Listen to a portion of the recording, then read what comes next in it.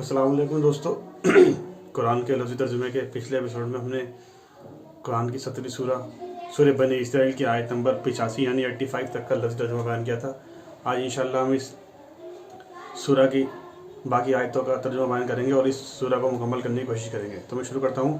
आऊज़ु बिल्लाहि मिनश शैतानिर रजीम, बिस्मिल्लाहिर रहमानिर रहीम। और अगर हम चाहें तो अलबत्ता हम ले जाएं, सलब कर लें जो वही हमने तुम्हारी तरफ की है, फिर तुम उसके लिए अपने वास्ते ना पाओ हमारे मुकाबले पर कोई मददगार, मगर तुम्हारे रब की रहमत से है कि ऐसा नहीं होता। बेशक तुम पर उसका बड़ा फजल है। आप सल्लल्लाहु अलैहि वसल्लम कहते हैं, अगर तमाम इंसान और जिन इस बात पर जमा हो जाएं कि वे इस कुरान के मानिंद ले आएं तो वे इसके मानिंद ना ला सकेंगे, अगरचे उनके बाज के लिए वे एक दूसरे के मददगार हो जाएं। और हमने लोगों के लिए इस कुरान में तरह तरह से बयान कर दी है हर मिसाल, बस अक्सर लोगों ने नाशुक्री के सिवा कबूल न किया। और वे बोले कि हम तुझ पर हरगिज़ ईमान ना लाएंगे, यहाँ तक कि तू हमारे लिए ज़मीन से कोई चश्मा रवा कर दे, या तेरे लिए खजूरों और अंगूर का एक बाग हो, बस तू उसके दरमियान बहती नहरें रवा कर दे, या जैसे तू कहा करता है हम पर आसमान के टुकड़े गिरा दे, या अल्लाह को और फरिश्तों को रूबरू ले आ, या तेरे लिए सोने का एक घर हो, या तू आसमान में चढ़ जाए, और हम हरगिज़ तेरे चढ़ने को ना मानेंगे जब तक तू हम पर एक किताब ना उतारे जिसे हम पढ़ लें। आप सल्लल्लाहु अलैहि वसल्लम कह दें, पाक है मेरा रब, मैं सिर्फ एक बशर हूँ, अल्लाह का रसूल। और लोगों को किसी बात ने नहीं रोका कि वे ईमान लाएं जब उनके पास हिदायत आ गई, मगर ये कि उन्होंने कहा, क्या अल्लाह ने एक बशर को रसूल बनाकर भेजा है।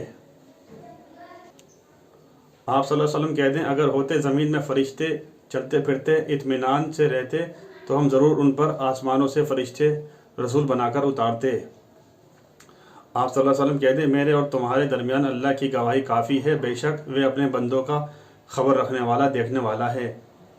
और जिसे अल्लाह हिदायत दे बस वही हिदायत पाने वाला है, और जिसे वे गुमराह करे बस तो उनके लिए उसके सिवा हरगिज़ कोई मददगार ना पाएगा। और हम क़यामत के दिन उन्हें उनके चेहरों के बल अंधे और गूंगे और बहरे उठाएंगे, उनका ठिकाना जहन्नम है। जब कभी जहन्नम की आग बुझने लगेगी हम उनके लिए और भड़का देंगे। और ये उनकी सज़ा है क्योंकि उन्होंने हमारी आयतों का इनकार किया, और उन्होंने कहा, क्या जब हम हड्डियां और रेज़ा हो जाएंगे क्या हम अज़ सरे नौ पैदा कर के ज़रूर उठाई जाएंगे।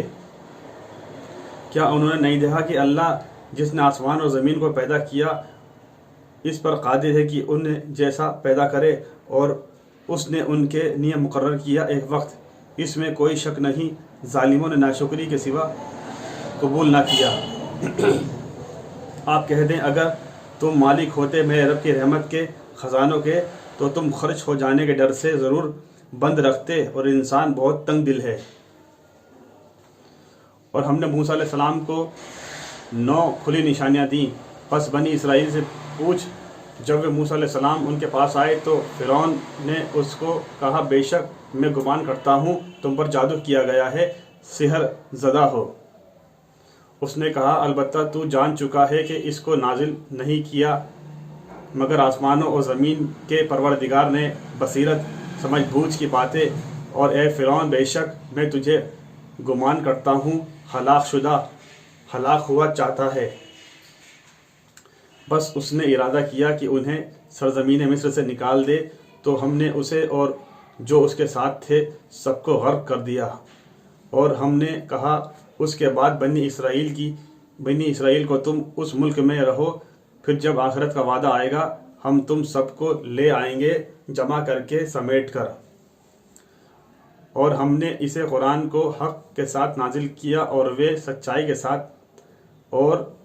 के साथ नाजिल हुआ। और हमने आप सल्लल्लाहु अलैहि वसल्लम को नहीं भेजा मगर खुशखबरी देने वाला और डर सुनाने वाला। اور قرآن کا ہم نے جدا جدا کر کے تھوڑا تھوڑا نازل کیا تاکہ تم لوگوں پر ٹھہر ٹھہر کر پڑھو، اور ہم نے اسے آہستہ آہستہ بدریز نازل کیا۔ آپ صلی اللہ علیہ وسلم کہتے ہیں تم پر ایمان لاؤ یا نہ لاؤ، آپ صلی اللہ علیہ وسلم کہتے ہیں تم اس پر ایمان لاؤ یا نہ لاؤ، بے شک جنہیں اس سے قبل علم دیا گیا ہے، جب وہ ان کے سامنے پڑھا جاتا ہے تو وہ سجدہ کرتے ہوئے ٹھوڑیوں کے بل گر پڑتے ہیں، اور وہ کہتے ہیں ہمارا رب پاک ہے، بے شک ہمارے رب کا وعدہ ضرور پورا ہو کر رہنے والا ہے، اور وہ روتے ہوئے ٹھوڑیوں کے بل گر پڑتے ہیں، اور یہ قرآن ان میں عاجزی اور زیادہ کرتا ہے۔ آپ صلی اللہ علیہ وسلم کہتے ہیں تم پکارو اللہ کہہ کر یا پکارو رحمان کہہ کر، جو کچھ بھی پکارو گے اسی کے لیے ہے سب سے اچھے نام، اور نہ اپنی نماز میں آواز بہت بلند کرو اور نہ اس میں بالکل پست کرو، بلکہ اس کے درمیان کا راستہ ڈھونڈو۔ اور آپ صلی اللہ علیہ وسلم کہتے ہیں تمام تعریفیں اللہ کے لیے ہیں، وہ جس نے کوئی اولاد نہیں بنائی اور سلطنت میں اس کا کوئی شریک نہیں، اور نہ کوئی اس کا مددگار ہے، ناتوانی کے سبب، اور خوب اس کی بڑائی بیان کرو۔ ساتھیوں، آج ہم نے سورہ بنی اسرائیل جو قرآن کی 17ویں سورہ تھی اس کو مکمل کر لیا، کمپلیٹ کر لیا۔ انشاءاللہ اگلے ایپیسوڈ میں، اس کے آگے ایپیسوڈ میں ہم قرآن کی 18ویں سورہ الکہف کی شروعات کریں گے۔ تب تک آپ ان قرآن کے لفظی ترجموں کو شیئر کرتے آئیے، عوام میں پھیلاتے آئیے، ہر انسان تک پہنچاتے جائیے۔ اللہ تعالیٰ کہنے سننے سے زیادہ عمل کی توفیق عطا فرمائے، اور اس کے ذریعے سے ہمارے کبیرہ صغیرہ گناہوں کو معاف فرمائے، اور اپنی رحمت، اپنی برکت، اپنی شفقت، اپنا کرم ہمارے اوپر نازل کرے۔ اس کے ساتھ آپ سے اجازت چاہتا ہوں۔ السلام علیکم ورحمۃ اللہ وبرکاتہ۔